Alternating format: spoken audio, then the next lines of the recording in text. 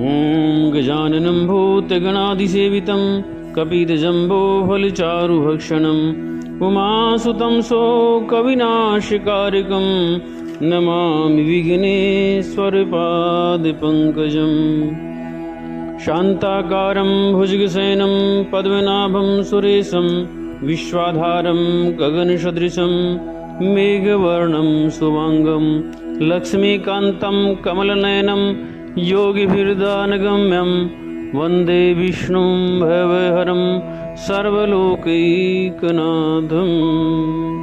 श्रीमन्नारायण नारायण नारायण भजमन्नारायण नारायण नारायण श्रीहरि नारायण नारायण नारायण तुलसी नारायण नारायण नारायण। बोलो गोविंद भगवान की जय, तुलसी मैया की जय।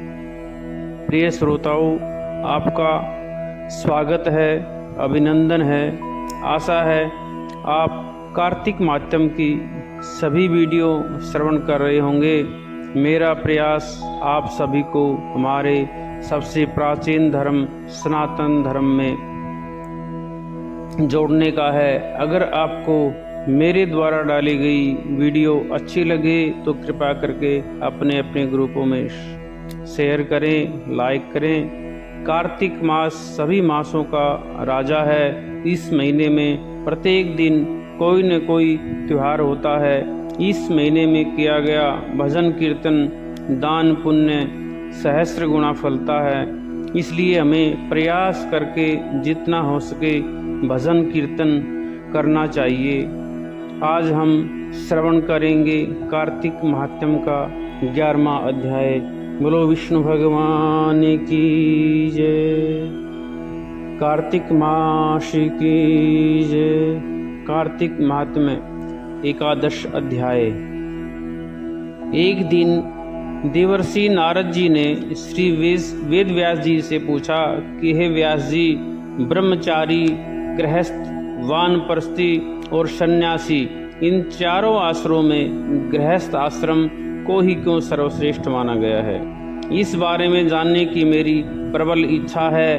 तब व्यास जी ने कहा कि हे नारद, जैसे समस्त नदियाँ समुद्र में जाकर आश्रय पाती हैं और सभी जीव माता का आश्रय पाकर जीवित रहते हैं, उसी प्रकार भिक्षुक, ब्रह्मचारी, सन्यासी, विद्यार्थी, गुरु पूजक तथा यात्री ये 6 जीविका रहित होने पर भी गृहस्थों का ही आश्रय पाते हैं। ध्यान से सुनो।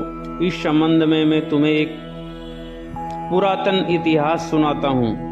प्राचीन काल में उत्तानपाद राजा का उत्तम नाम का पुत्र अत्यंत बलवान तथा मदिरा पीने वाला था। राजा रानी दोनों स्नेहपूर्वक रहते थे। एक दिन राजा ने वेश्या का नृत्य देखते हुए मदिरा पान किया, साथ ही अपनी स्त्री से भी मदिरा पीने का आग्रह किया, परंतु रानी ने उसका कहना नहीं माना। तब राजा ने क्रोधित होकर अपने सेवकों को निर्जन वन में रानी को छोड़ जाने की आज्ञा दी। अनुचरों ने राजा की आज्ञा का पालन किया। इसके पश्चात राजा ने दूसरा विवाह नहीं किया। रानी के वियोग को सहन करते हुए राजा प्रजा का पुत्र के समान पालन करने लगा। एक दिन एक ब्राह्मण ने राजा उत्तानपाद के समीप आकर निवेदन किया कि हे राजन, मेरी स्त्री का किसी ने अपहरण कर लिया है। इस कारण मैं अत्यंत दुखी हूँ। आप मेरी पत्नी को तलाश करवाकर मुझे वापस दिलाने की व्यवस्था करें। राजा ने कहा कि हे महाराज, मुझे नहीं मालूम कि आपकी स्त्री को कौन किधर और कहाँ ले गया है। इस स्थिति में उसे ढूंढकर कहाँ से ला सकता हूँ? यह सुनकर ब्राह्मण बोला, राजन, 6ठा भाग कर के रूप में प्राप्त करने के कारण आप प्रजा के रक्षक हैं। मेरी स्त्री अपने घर में सो रही थी, वहाँ से उसे कोई हर कर ले गया। अतएव आपका कर्तव्य है कि आप उसे कहीं से भी ढूंढ कर लावें। राजा ने कहा कि हे विप्र, मैंने आपकी स्त्री को कभी नहीं देखा है और न ही मैं यह जानता हूँ कि वह कैसे रंग रूप व स्वभाव वाली है, तब मैं उसे कैसे खोज सकता हूँ। यह सुनकर ब्राह्मण बोला, यद्यपि वह कर्कश स्वभाव की, कठोर वचन बोलने वाली, काले रंग की और कुरूपा है, तथापि मैं उसकी निंदा नहीं करता, क्योंकि वह मेरी पत्नी अर्थात अर्धांगिनी है। यह सुनकर राजा ने कहा, जब तुम्हारी स्त्री ऐसी कुरूपा और क्रूर स्वभाव की है, तब तुम उसे प्राप्त करके क्या करोगे? इसके स्थान पर मैं तुम्हें अत्यंत सुंदर शील स्वभाव की अन्य स्त्री दे सकता हूँ। ब्राह्मण ने कहा कि हे राजन, मेरी पत्नी मेरे धर्म की अर्धांगिनी है, अतः उसकी रक्षा करना मेरा परम धर्म है।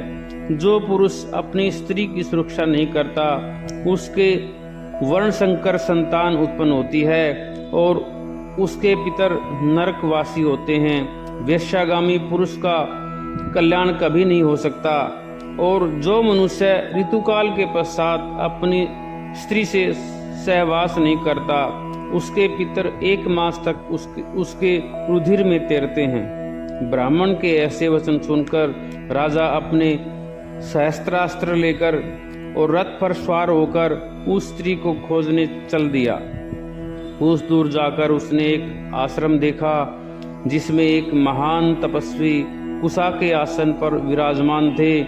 राजा को आश्रम में आया देखकर भी ऋषि ने उसका कोई आदर सत्कार नहीं किया। ऋषि कहने लगे, मैं जानता हूँ कि तुम राजा उत्तानपाद के पुत्र हो, मगर यहाँ किस कारण आए हो? राजा ने कहा, हे मुने, एक ब्राह्मण के घर से कोई उसकी स्त्री को हर कर ले गया है। मैं उसी की खोज में इधर आया हूँ, मगर न तो आपने मुझे अर्घ दिया और न ही किसी प्रकार का आदर सत्कार किया। इसका क्या कारण है? ऋषि ने उत्तर दिया, हे राजन, तुम अर्घ के योग्य होते हुए भी इस समय उसके पात्र नहीं हो, क्योंकि तुमने अपनी निरपराध स्त्री का वन में त्याग किया है।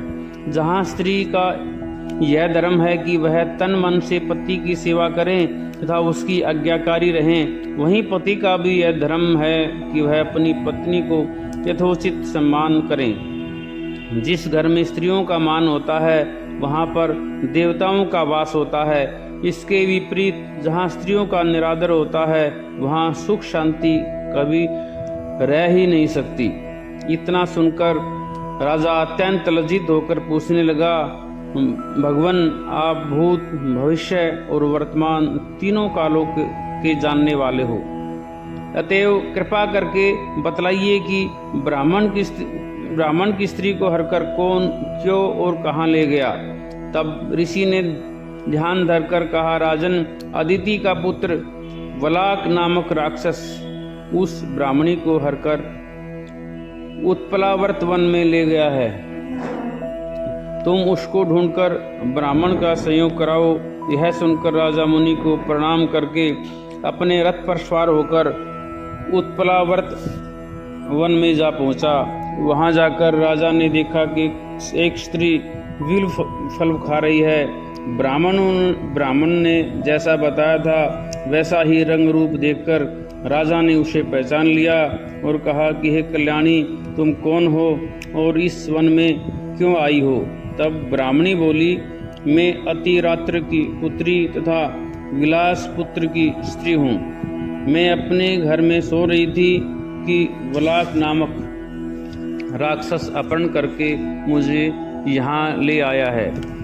यहाँ लाने के बाद उसने न तो मुझे किसी प्रकार का कष्ट दिया और न मेरा सतीत्व नष्ट करने का प्रयास किया। इतना होने पर भी अपने पति के वियोग के कारण मैं अत्यंत दुखी हूँ। राजा ने पूछा कि हे ब्राह्मणी, वह राक्षस कहाँ गया है? तब ब्राह्मणी ने बताया कि वह इस वन के अमुक स्थान पर गया है। जब राजा ब्राह्मणी द्वारा बताए स्थान पर पहुँचा तो राक्षस देखते ही राजा के चरणों में गिरकर बोला, राजन, मेरे लिए क्या आज्ञा है? तब राजा ने कहा कि अरे निशाचर, तू ब्राह्मणी को हर कर क्यों लाया है? यदि तू इसके साथ विवाह करना चाहता है तो यह अत्यंत कुरूपा है, और यदि तेरे खाने की इच्छा है तो वैसा कहे। तब राक्षस कहने लगा कि राजन, मेरे घर में अनेक रूपवती अप्सराएं हैं, उनके अतिरिक्त मैंने कभी किसी स्त्री से भोग की इच्छा नहीं की और न ही मैं मांस भक्षण करता हूँ। मैं तो पूर्व जन्म के पापों का प्रायश्चित कर रहा हूँ। इस ब्राह्मणी का पति राक्षसों को मारने का मंत्र जानता है। जब हम यज्ञ का अन्न ग्रहण करने के लिए जाते हैं तो वह हमको भगा देता है, क्योंकि यज्ञों का आचार्य वही बनता था। इसी कारण उस ब्राह्मण को दुखी करने के लिए मैं इसकी स्त्री को हर लाया हूँ। शास्त्रों के नियमानुसार स्त्री के बिना पुरुष को धार्मिक करने का अधिकार नहीं है, अतः अब वह यज्ञों में आचार्य नहीं बनता। राक्षस के वचन सुनकर राजा ने विचार किया कि यह भी परोक्ष रूप से मेरी ही निंदा कर रहा है। मुनि ने भी स्त्री का त्याग करने के कारण मुझे अर्घ योग्य नहीं माना है। तभी राजा को विचार मग्न देखकर राक्षस कहने लगा, हे राजन, मैं आपकी प्रत्येक आज्ञा का पालन करूंगा, आप आज्ञा दीजिए। इतना कहकर वह हाथ जोड़कर खड़ा हो गया। राजा ने कहा, हे निशाचर, तुम इस ब्राह्मणी को उसके घर पहुंचा दो और उसके बाद जब भी मैं याद करूं तुम मेरे पास आ जाना। इतना सुनते ही वह राक्षस ब्राह्मणी को लेकर उसके घर छोड़ने चला गया। उसके बाद राजा विचारने लगा कि मैंने अपनी निर्दोष पत्नी को घर से निकाला है, अतः मैं अब कौन सा ऐसा पुण्य कर्म करूं जिससे इस पाप से निवृत्ति हो। तब राजा ने पुनः उन्हीं मुनि के पास जाकर उनसे उपाय पूछा। मुनि ने कहा, हे राजन, पुरुष के लिए स्त्री धर्म अर्थ काम और मोक्ष सभी कुछ देने वाली हैं। इतना ही नहीं, स्त्री के बिना इस लोक तथा परलोक कहीं पर भी सुख की प्राप्ति नहीं हो सकती।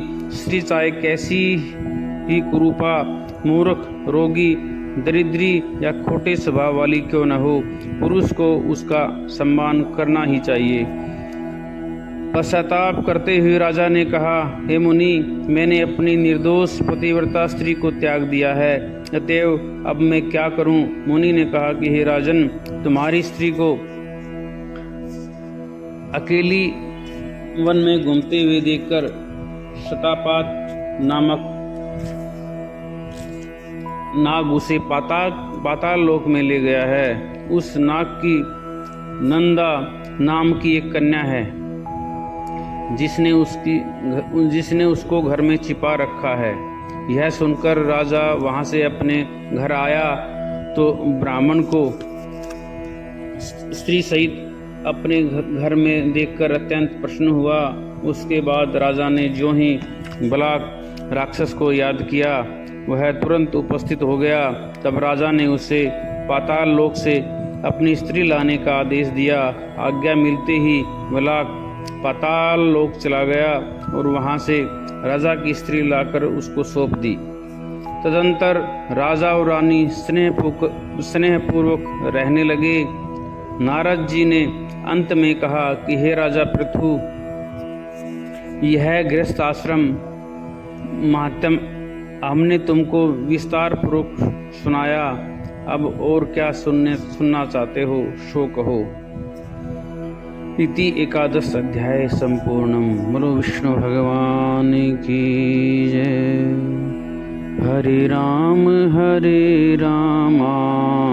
राम राम हरे हरे, हरे कृष्ण कृष्ण कृष्ण हरे हरे, हरे राम राम राम हरे हरे, हरे कृष्ण कृष्ण कृष्ण हरे हरे। बोलो गोविंद भगवान की